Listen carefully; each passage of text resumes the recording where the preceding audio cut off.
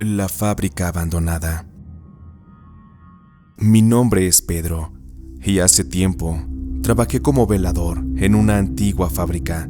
Esta se ubicaba en las afueras de la ciudad. Aquella nave de trabajo prácticamente estaba abandonada. La razón de esto es que el dueño anterior había pedido un préstamo muy grande al banco, el cual por circunstancias desconocidas no logró pagar. Como consecuencia, el banco no se tentó el corazón y terminaron embargando aquella propiedad. El dueño no tuvo más remedio que entregar todo, y por consecuencia también, los empleados perdieron sus trabajos.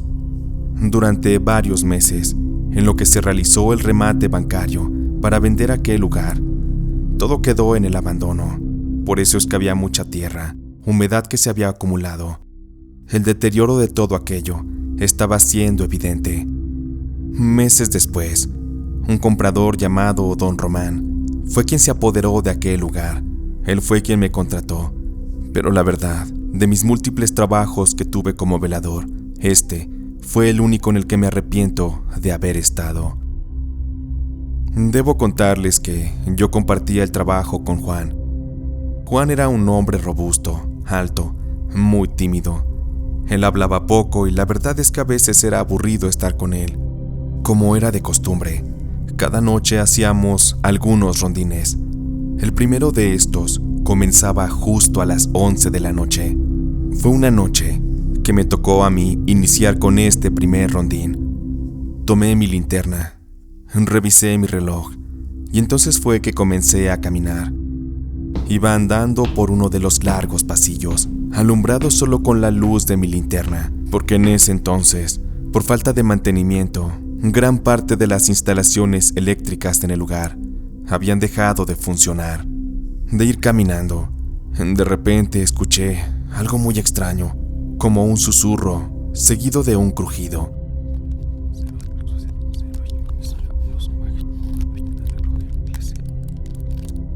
Me detuve y apagué la linterna, porque era la primera vez que me tocaba escuchar algo así, y de tratarse de un ladrón, me sería más fácil sorprenderlo estando a oscuras. Dejando que la oscuridad me envolviera, noté que el sonido volvió. Esta vez era más claro, como si alguien arrastrara los pies por el suelo. Sentí un escalofrío recorrerme la espalda, pero cuando encendí la linterna de nuevo, no había nada, solo el eco de mi respiración y el silencio de aquella fábrica. De regreso, ya estando en la cabina, intenté calmarme, tomándome una taza de café. Mi compañero Juan se me quedó viendo y me preguntó si me sentía bien. ¿Qué te pasa, Pedro? Estás muy pálido. Parece como si hubieras visto un muerto. No quise contarle nada a Juan sobre lo que había pasado. Posiblemente estaba cansado o confundí lo que había ocurrido. No quería iniciar una crisis de paranoia aquella noche, por lo tanto me senté, traté de relajarme.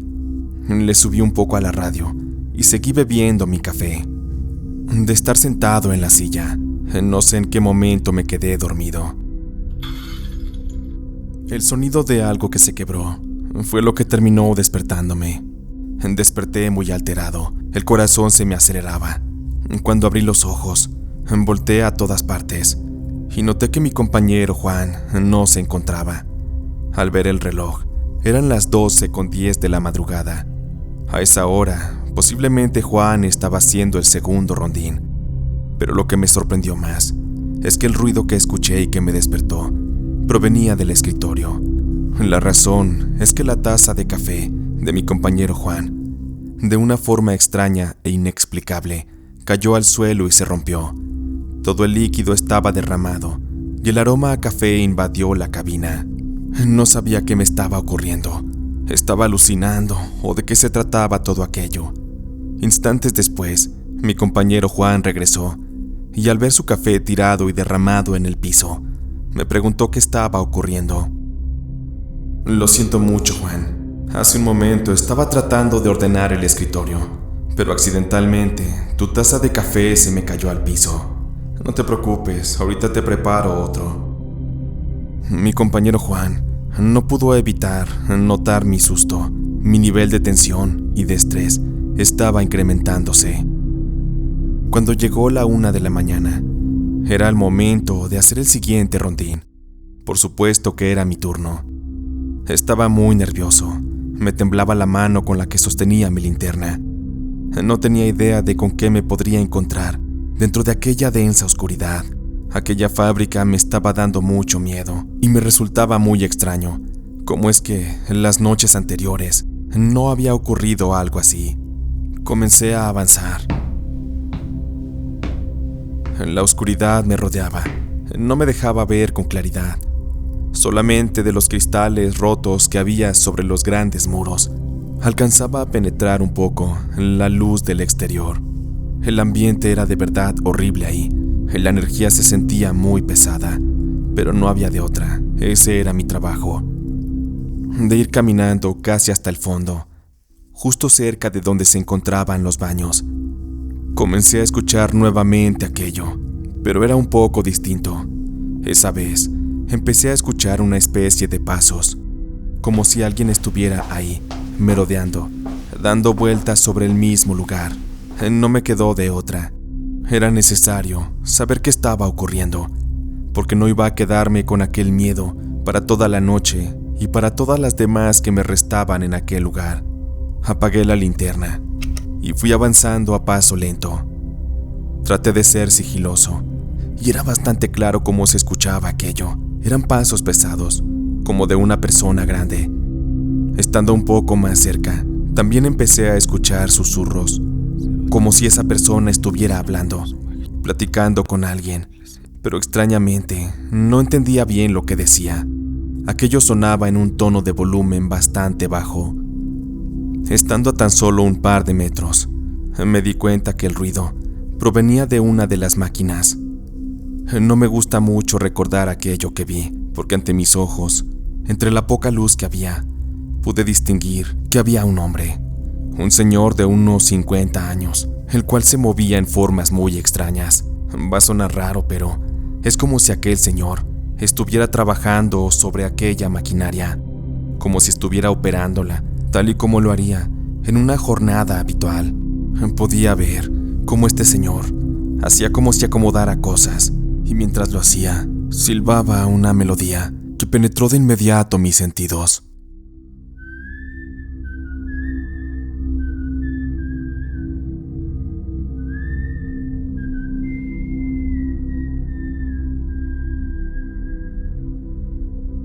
Me sentía completamente sorprendido por aquello. La verdad es que no me podía ni mover. Las piernas me temblaban, la adrenalina se me estaba subiendo hasta la cabeza. Fue muy rápido aquello, pero claramente pude ver cómo en su cara le faltaban los ojos. El rostro del hombre proyectaba una profunda tristeza, una sensación de vacío, la cual pude sentir en mi pecho, como si aquel hombre cargara una profunda tristeza. Tenía miedo de moverme. No quería echarme a correr, porque de hacerlo, la verdad tenía miedo de que aquello me hiciera daño. Creo que el haber contenido tanta emoción hizo que me empezaran a temblar las manos, también las piernas. La quijada me empezó a temblar también, y hacía sonar mis dientes. Por eso es que pienso que la presencia notó que yo estaba ahí, observándola. En ese instante, aquel fantasma se detuvo y comenzó a mirarme. No se acercó a mí ni nada, simplemente me miraba, y en eso, poco a poco se fue desvaneciendo. Al parecer no quería que yo lo viera, pero era demasiado tarde. En ese momento pude gritar. Traté de correr, pero me costaba trabajo. Sentí como mi cuerpo estaba en una especie de colapso. Una crisis nerviosa muy fuerte me estaba atacando. Y es que la verdad, yo estaba ya un poquito pasado de edad para andar con esas cosas. Ya pasando los 60, un buen susto le puede mandar a uno a la tumba. De intentar correr, caí al piso, y por el grito que hice tan fuerte, mi compañero Juan acudió a ver qué estaba pasando. Al verme en el piso, él me ayudó a levantarme, y con su apoyo, regresamos hasta la cabina. ¿Qué te pasa, Pedro? ¿Por qué te pusiste así? ¿Pues que viste un fantasma o qué? A ver, cuéntame. Yo estaba mudo. No podía decir ni una sola palabra. La mandíbula me temblaba, junto con la cabeza, también las manos y los pies. No, Pedro, ¿sabes? Me da miedo cómo estás. Déjame le llamo una ambulancia, porque tengo un mal presentimiento de todo esto. Mi compañero Juan tomó el teléfono, y en un lapso de unos 20 minutos, ya estaban ahí conmigo, atendiéndome. Tuvieron que llevarme a internar, ya que según palabras de los paramédicos, mi condición era de riesgo y de no controlarme, podría sufrir incluso hasta un infarto. Estuve toda la noche en el hospital. Al día siguiente ya estaba calmado, ya más tranquilo. Mi compañero Juan estuvo ahí conmigo todo el tiempo. Él estaba preocupado y sobre todo, estoy seguro que él quería averiguar qué es lo que me había pasado, si acaso es que yo había visto a algún fantasma en aquella fábrica. Veo que ya despertaste, Pedro. Ya estás mejor. Debiste ver cómo estabas. Sí creí un momento que te me ibas a morir. Me dio gusto verlo ahí, aunque realmente no éramos buenos amigos. Su gesto de amabilidad y de compañerismo me salvó la vida. Yo estaba muy agradecido. Ahí le conté lo que había pasado.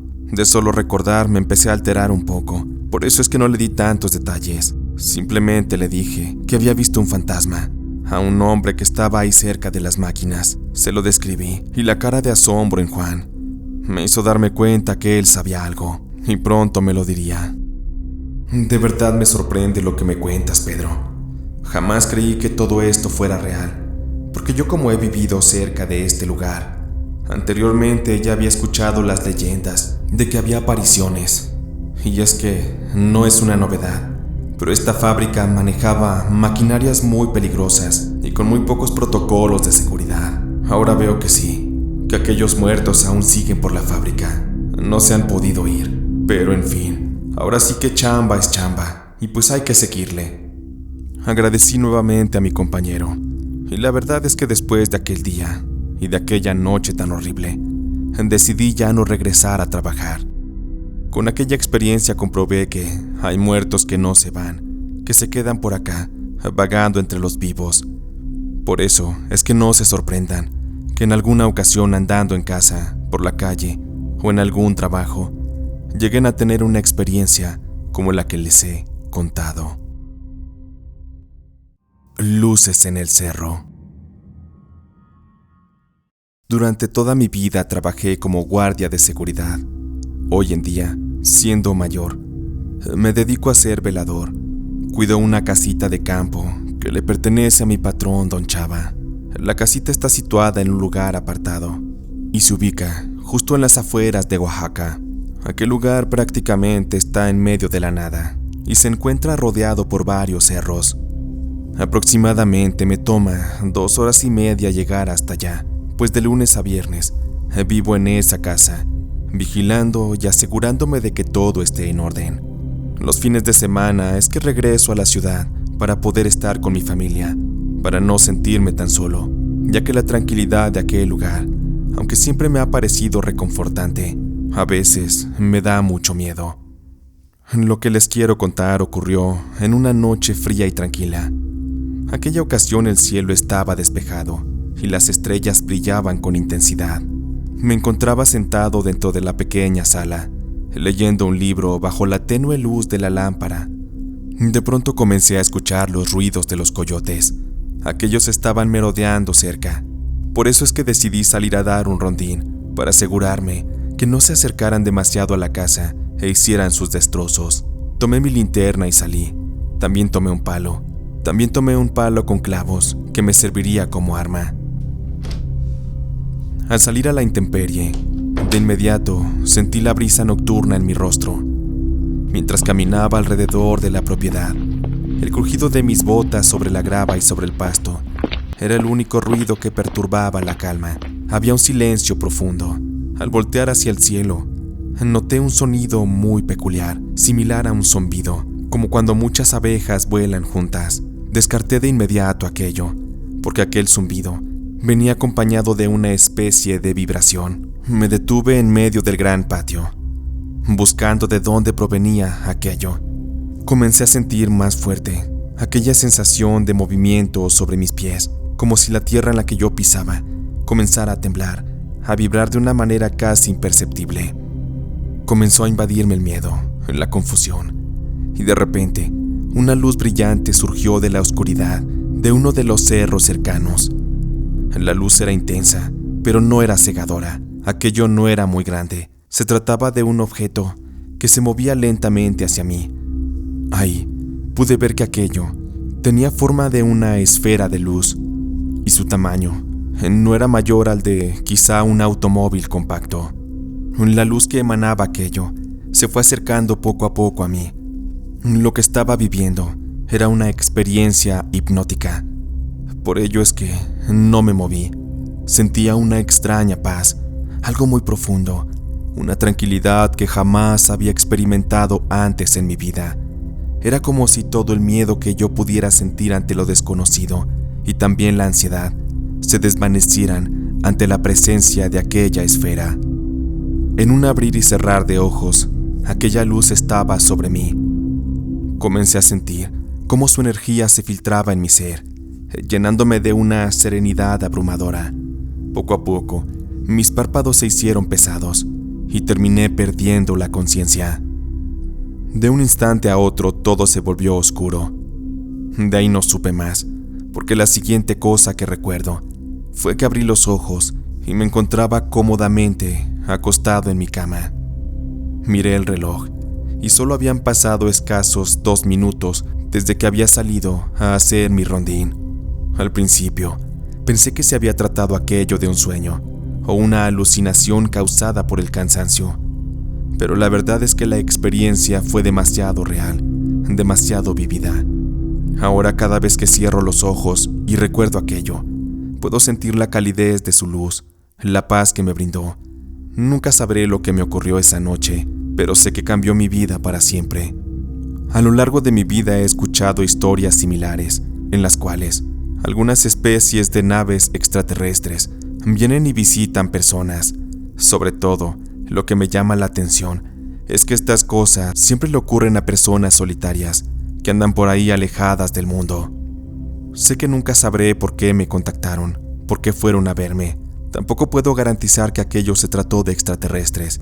Sin embargo, lo que sí sé es que no venían a hacerme daño. Y si experimentaron conmigo mientras estuve inconsciente, la verdad es que lo desconozco. No tengo marcas, ni sentí dolor después de aquello. Mi vida ha transcurrido normal, y todo quedó como una extraña experiencia. Sin embargo, me da gusto ahora poderla compartir aquí con ustedes.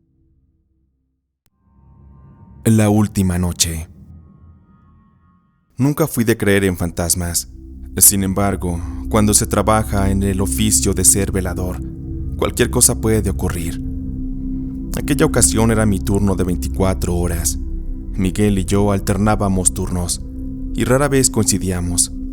Trabajábamos en un mercado viejo de la Ciudad de México, un lugar con tradición y con una larga lista de acontecimientos extraños que daban vida a la esencia y al espíritu de aquel lugar. Muy rara vez coincidía en turno junto con Miguel.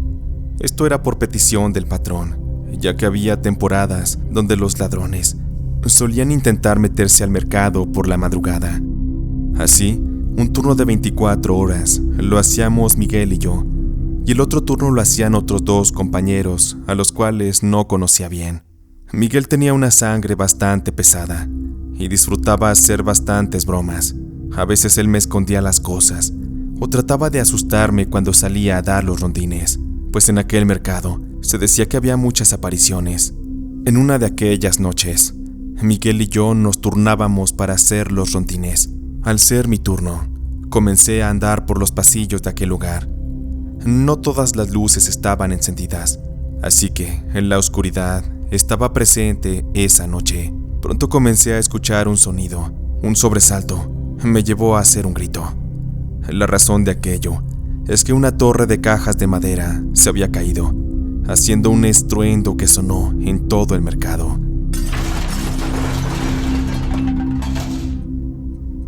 Mi primer pensamiento fue que se trataba de algún ladrón que se encontraba oculto ahí. Corrí rápido a encender las luces de la zona, pero estas no querían funcionar. Armado con mi linterna, tuve que avanzar entre la oscuridad. Fue entonces cuando vi una silueta. De inmediato pensé que, posiblemente Miguel, me estaba haciendo una de sus tantas bromas, porque esto ya había pasado antes, así que lo llamé. «Miguel, ¿eres tú?», le pregunté. Aquella figura no respondió, solo se desvaneció en la oscuridad.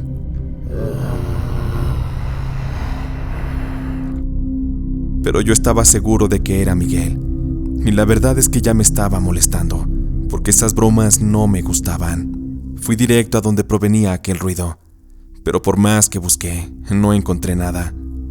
Me parecía muy extraño aquello, porque era imposible que Miguel se hubiera escondido. No había lugar a donde pudiera meterse.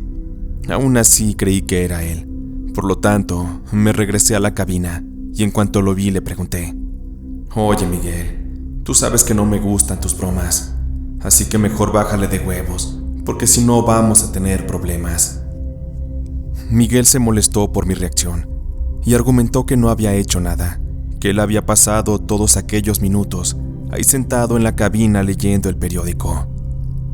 Sinceramente no le creí y me senté un rato para esperar la hora del siguiente rondín. Estábamos los dos sentados, había mucho silencio y afuera del mercado se escuchaba cómo comenzó a llover. Los relámpagos estaban azotando el cielo y la fuerte lluvia empezó a hacer que se levantara el frío. Apenas estaba por levantarme para buscar en el locker una vieja cobija que siempre utilizaba para calentarme. De pronto el teléfono comenzó a sonar.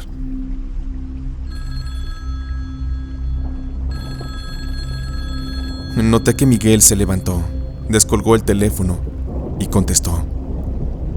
«Bueno, ¿quién habla?». Yo estaba observando, porque para esto, nuestro patrón había quedado de marcarnos a eso de medianoche. Había algo muy extraño, porque a Miguel no le respondían. Miguel colgó el teléfono, pensando que posiblemente había sido un número equivocado, o bien que a nuestro patrón se le había cortado la llamada. Me senté en la silla, me coloqué la cobija, y en eso, al par de 2 minutos, volvió a sonar el teléfono. Miguel nuevamente se levantó, descolgó la bocina y preguntó: «Sí, buenas noches. Patrón, ¿es usted?». Al parecer Miguel no tenía respuesta, pero esta ocasión noté en su cara una expresión de miedo, unos gestos de terror, que de inmediato me hicieron que me contagiara. «Álvaro, mira, no estoy bromeando, pero quiero que vengas, escucha esto». La forma en la que Miguel me pedía que me acercara a la bocina me preocupó, así que me levanté y acudí hasta donde estaba el teléfono. Lo tomé y me puse la bocina en el oído. Aquello que escuchaba parecían como sonidos sacados directamente del infierno.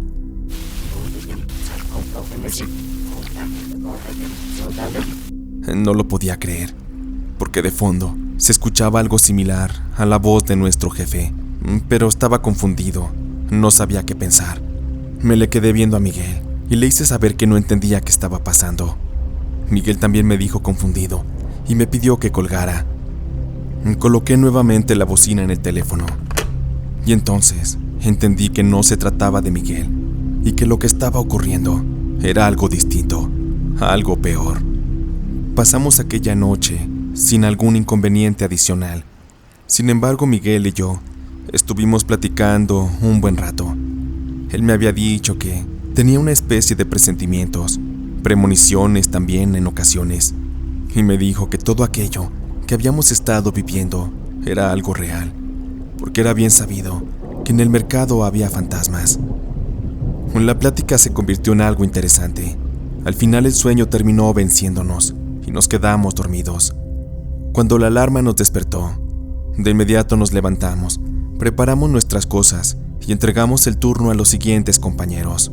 A eso del mediodía, recibimos una llamada de la esposa de nuestro patrón. En aquella, la mujer nos informó que nuestro patrón, don Alfonso, había muerto en la madrugada. Él venía manejando en su auto y al parecer comenzó a sentirse mal, tanto que de la desesperación tomó el teléfono y trató de pedir ayuda.